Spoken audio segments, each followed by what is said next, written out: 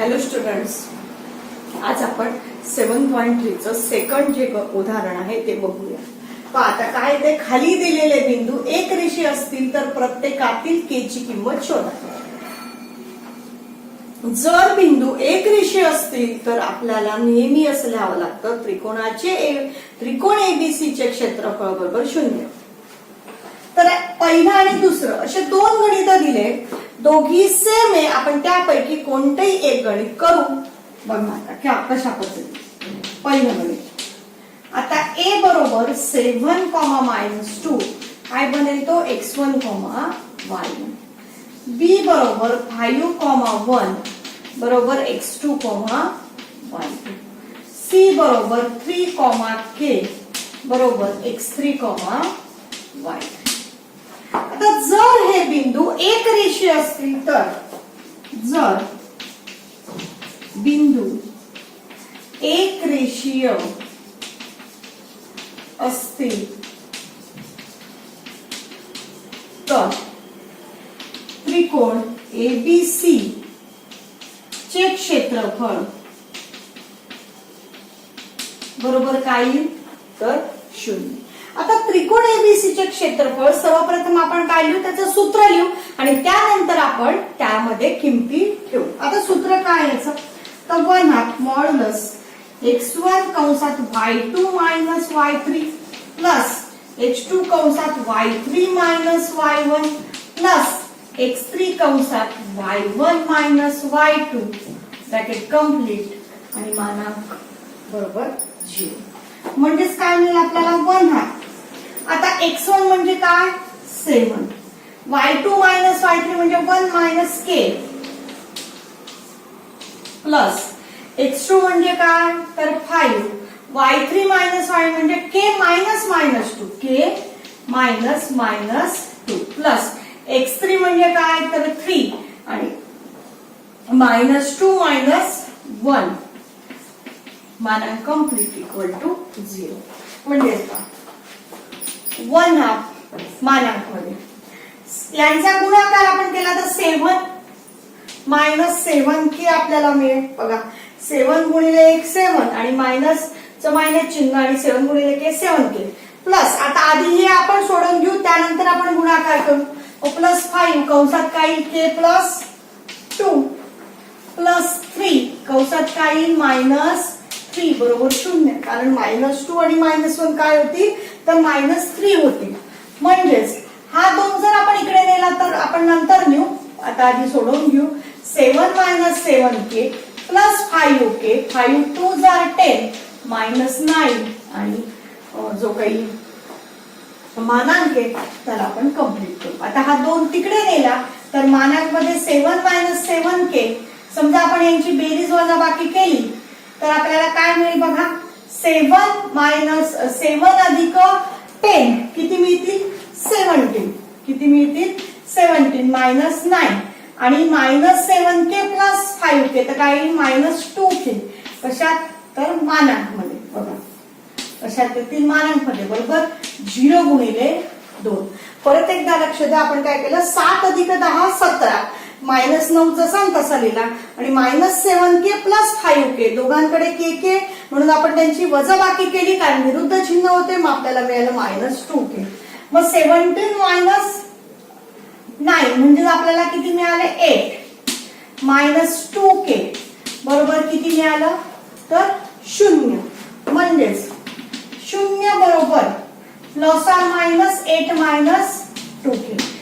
पण एक गोष्ट लक्षात ठेवा मानांक मधून निघणारी जी किंमत असते ती नेहमी कशी असते अधिकच असते. म्हणून आपण काय लिहिलं 0 बरोबर 8 - 2k. आपण काय लिहिलं 0 बरोबर 8 - 2k. लक्षात द्या इथे लक्षात ठेवा मानांक जरी असलं तर आपण प्लस ऑर मायनस नाही लिहायचं डायरेक्ट काय लिहायचं 0 बरोबर 8 - 2k कारण मानांक मधून निघालेली संख्या नेहमी अधिकच असते. म्हणजेच काय तर 0 + 2k बरोबर 8 म्हणजेच काय तर 2k बरोबर 8 म्हणजेच k बरोबर 8/2 बेचोक 8 म्हणजेच तुमची k ची किंमत किती मिळाली तर 4 मिळाली. किती मिळाली 4. आपण आता तिसरं उदाहरण बघू.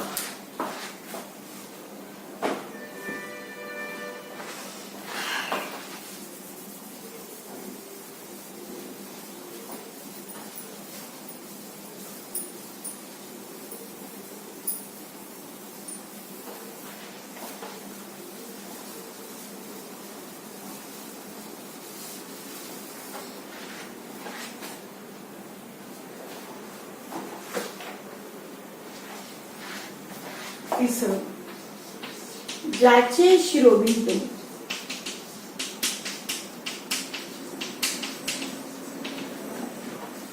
0, -1,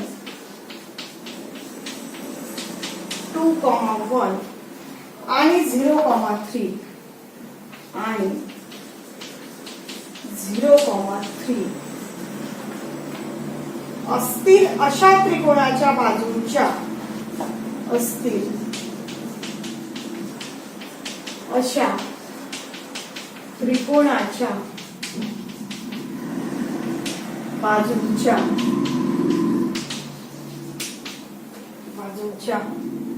मध्यबिंदूंना जोडल्याने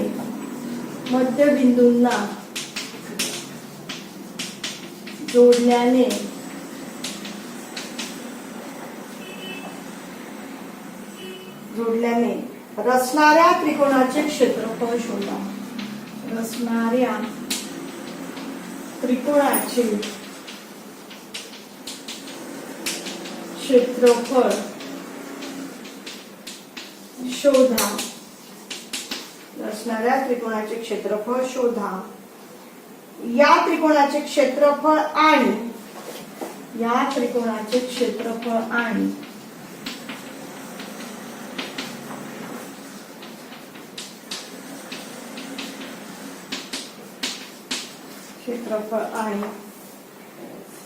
दिलेल्या त्रिकोणाच्या क्षेत्रफळांचे गुणोत्तर शोधा. आणि दिलेल्या त्रिकोणाच्या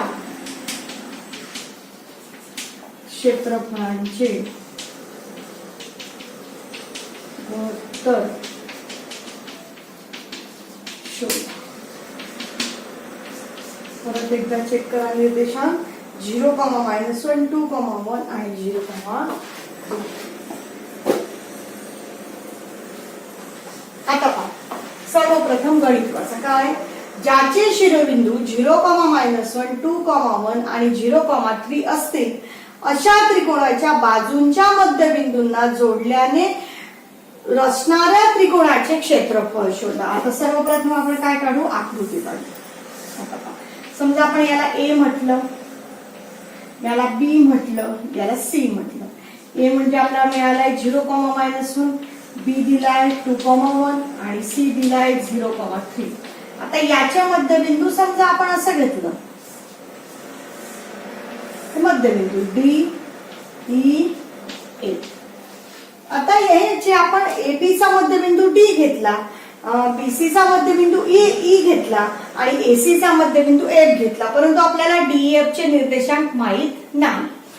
पहिल्यांदा आपल्याला काय करावं लागेल? त्याची निर्देशांक काढावे लागतील, मग दोघांचे क्षेत्रफळ काढावे लागेल आणि मग त्यानंतर आपल्याला त्यांचं जे काही गुणोत्तर आहे ते दाखवावं लागेल.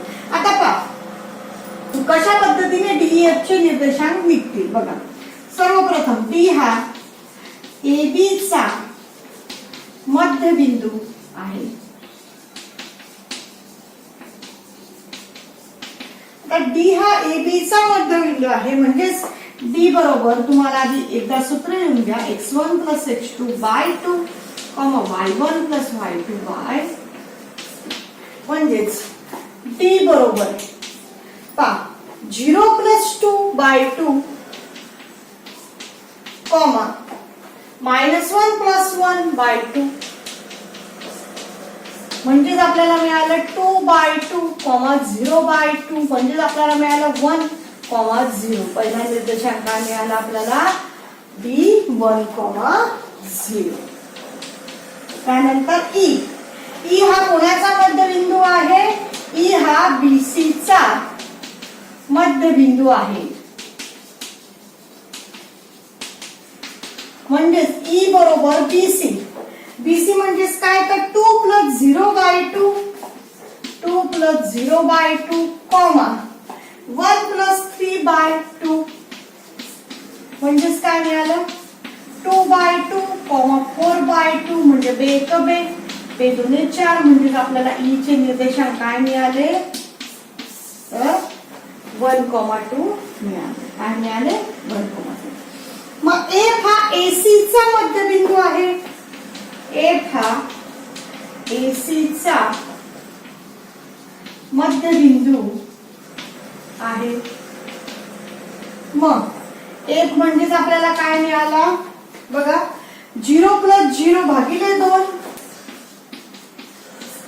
कॉमा -1 + 3 भागिले 2 -1 + 3 भागिले 2 म्हणजेच 0 भागिले 2 कॉमा 2 भागिले 2 आणि मग नंतर आपल्याला काय मिळालं 0 कॉमा 1 कारण 1 2 हे काय मिळाले तर आपल्याला f चे निर्देशांक मिळाले.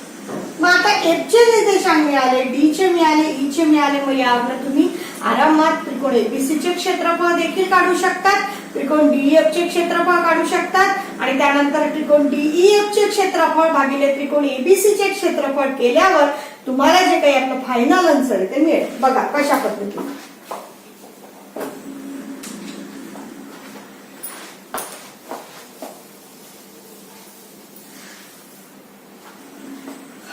ए बरोबर काय होतं तुमचं 0, -1 म्हणजेच ते काय होतं x1, y. बी बरोबर काय होतं तर 2, 1 म्हणजेच काय होतं ते x2, y2. सी म्हणजे होतं तुमचं 0, 3 x3, y3. सर्वप्रथम आपण काय शोधून घेऊ त्रिकोण एबीसी चे क्षेत्रफळ. त्रिकोण एबीसी चे क्षेत्रफळ बरोबर 1/2 मानांकमध्ये x1 y2 - y3 plus x2 y3 - y1 plus x3 y1 - y2 bracket complete मानांक सुद्धा आता x1 म्हणजे काय तर 0. आता मला एक सांगा की शून्याने जर या पूर्ण कंसाला गुणाकार केला तरी 0च होणार आहे, परंतु तुम्हाला जर लिहायचं असेल तर तुम्ही लिहू शकतात y2 - y3 म्हणजे काय 1 - 3 प्लस x2 म्हणजे काय तर 2 y3 - y1 म्हणजे 3 - -1 3 - ब्रॅकेट कंप्लीट प्लस x3 म्हणजे काय तर 0 y1 - y2 म्हणजे -1 कंस जो मानांक आहे तो कंप्लीट 1/2. आता याने गुणाकार केला तर 0च मिळेल प्लस 2 3 - म्हणजे +4 आणि हा पण काय होईल 0 कारण शून्याने कोणत्याही संख्येला गुणाकार केले असता आपल्याला काय मिळतं तर 0च मिळतं. मग आपण पुढे आपण इथे करू शकतो 1/2 आपल्याला काय मिळेल 4 2 8 म्हणजेच मानांक मधली किंमत नेहमी कशी असते पॉझिटिव्हच असते. मग 2 8 म्हणजे आपल्याला किती मिळालं त्रिकोण एबीसी चे क्षेत्रफळ तर 4 मिळालं. किती मिळालं 4. त्रिकोण एबीसी चे क्षेत्रफळ बरोबर 4 एकम. त्याच पद्धतीने आपण काय शोधणार आहोत त्रिकोण डीईएफ चे क्षेत्रफळ. आता पहा आपल्याला डी किती मिळालाय तर 1, 0 म्हणजेच तो काय मिळाला x1, y1. ई आपल्याला काय मिळालाय तर 1, 2 तो काय मिळाला आपल्याला x2, y2. एफ आपल्याला काय मिळाला 0, 1 तो काय मिळाला आपल्याला x3, y3. आता आपण काय शोधू त्रिकोण डीईएफ चे क्षेत्रफळ.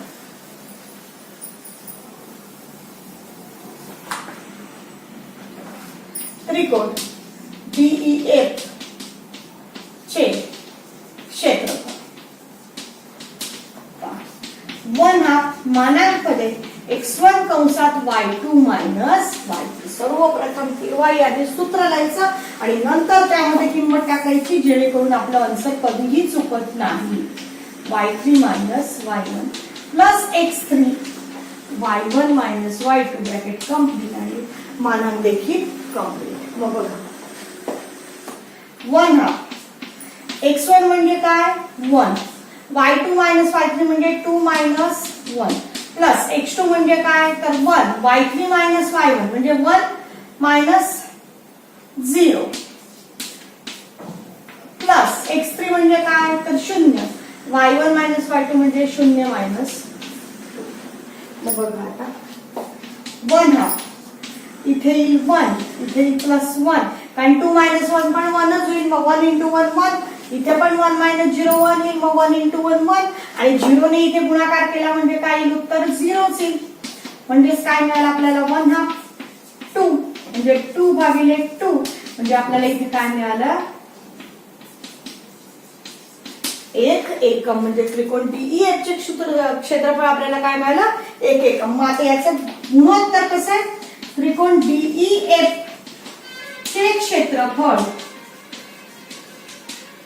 भागिले त्रिकोण ABC चे क्षेत्रफळ म्हणजे आपल्याला ते मिळालं 4 भागिले 1 भागिले 4 कारण आपल्याला त्रिकोण DEF चे क्षेत्रफळ काय मिळालंय 1 आणि ABC चे क्षेत्रफळ काय मिळालंय तर 4 म्हणजे आपल्याला उत्तर मिळालं त्रिकोण DEF चे क्षेत्रफळ भागिले त्रिकोण ABC चे क्षेत्रफळ बरोबर 1 भागिले 4.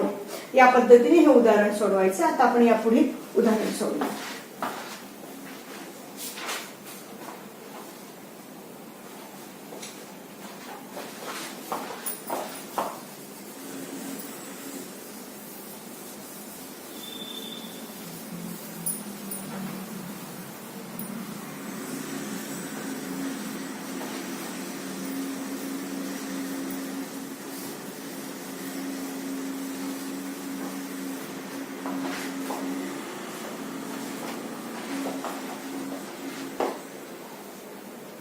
एका चौकोनाचे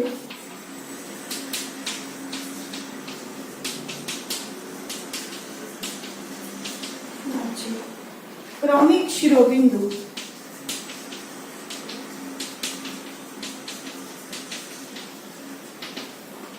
-4, -2, -3, -5 नंतर 3, -2 आणि 2, 3 असतील तर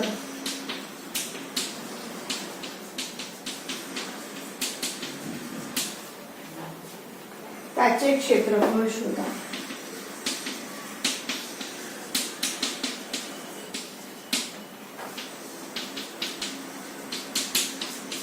लक्ष द्या -4, -2, -3, -5, 3, -2 आणि 2, 3. आता सर्वप्रथम गणित वाचा म्हणजे एका चौकोनाचे क्रमिक शिरोबिंदू -4, -2 सगळ्यात आधी आपण आकृती काढू.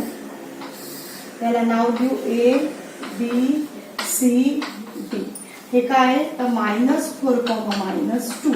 B काय तर -3, -5. C काय तर 3, -2 आणि D काय तर 2, 3. जर आपण यामध्ये विकर्ण काढला तर तुम्हाला असं दिसेल तर त्यांच्या 2 भागात याचं रूपांतर होतं. मग आता पहा आधी सर्वप्रथम काय काढू त्रिकोण ABD चे क्षेत्रफळ. मग आता A बरोबर काय तर -4, -2 म्हणजेच काय तर x1, y1. B बरोबर काय तर -3, -5 म्हणजेच काय तर x2, y2 आणि D बरोबर काय तर 2, 3 म्हणजेच काय तर x3, y3. बघून घ्या A B आणि D. आता त्रिकोण ABD चे क्षेत्रफळ त्रिकोण ABD चे क्षेत्रफळ तर त्याचं सूत्र काय 1/2 मानांकमध्ये x1 कंसात y2 - y3 प्लस x2 कंसात y3 - y1 प्लस x3 कंसात y1 - y2 ब्रॅकेट कंप्लीट मानांक देखील कंप्लीट. आता यामध्ये किंमत ठेवू बरोबर 1/2 x1 ची किंमत किती आहे तर -4 y2 - y3 म्हणजे -5 - 3 प्लस x2 ची किंमत किती आहे तर -3 y3 - y1 म्हणजे 3 - 2 3 - 2 ब्रॅकेट कंप्लीट प्लस x3 ची किंमत किती आहे तर 2 y1 - y2 म्हणजे -2 -5 ब्रॅकेट कंप्लीट मानांक देखील कंप्लीट. मग आता पहा 1/2 मॉड्युलस मध्ये -4 -8 प्लस -3 करून घ्या इथे 3 + 2 किती होती तर 5 होती प्लस 2 -2 + 5 मानांक कंप्लीट.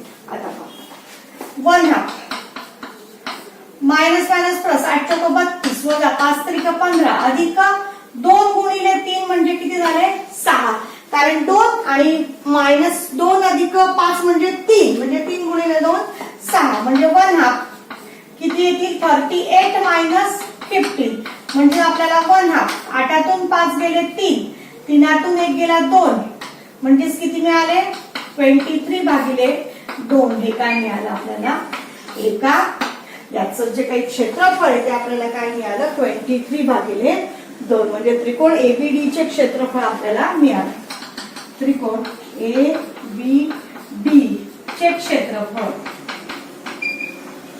बरोबर 23/2 या पद्धतीने आपल्याला पहिलं हे मिळालं. आता आपण कोणतं शोधू डीबीसी चे क्षेत्रफळ कोणतं डीबीसी चे क्षेत्रफळ बघा कशा पद्धतीने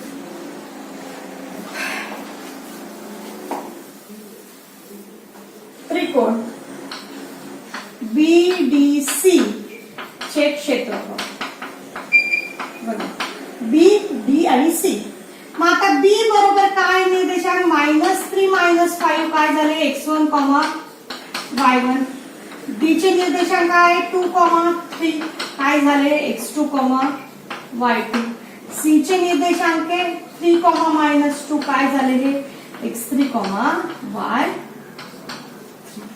बरोबर. मग आता परत काय करायचं सूत्र लिहायचं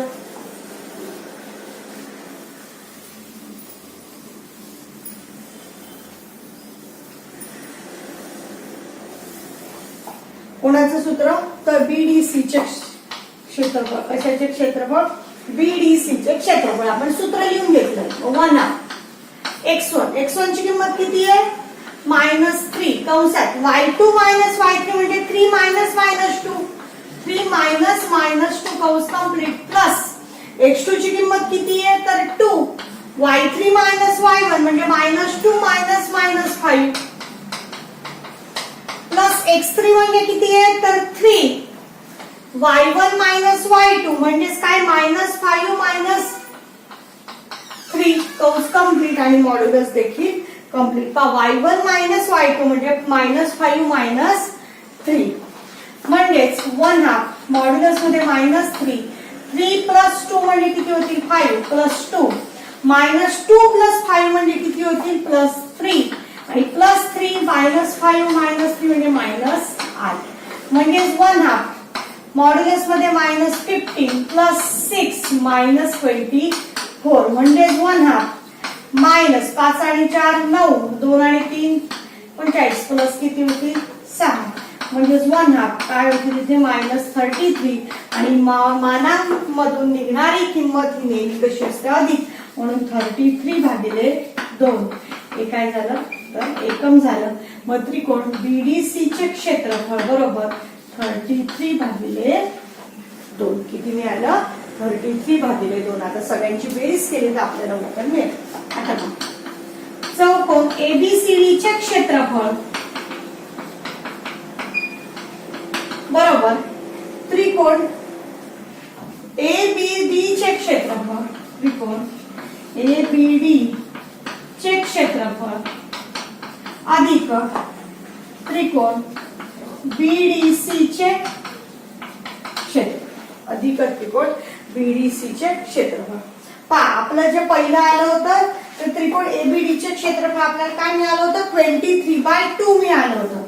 तर एबीडी चे क्षेत्रफळ काय 23/2 प्लस 33/2 जर आपण यांची बेरीज केली तर 3 + 3 किती होतात ते 6 2 + 3 किती होतात 5 2 × 4 2 × 8 16 म्हणजेच आपल्याला काय मिळालं 28 एकम काय मिळालं आपल्याला जर आपण दोघांची बेरीज केली तर 28 एकम. या पद्धतीने हे जे गणित आहे ते सोडवायचं आहे आणि याच बरोबर तुमचा जो लेसन आहे हा इथे पूर्ण होत आहे. आता आपण पुढील तासिकेला भेटूया.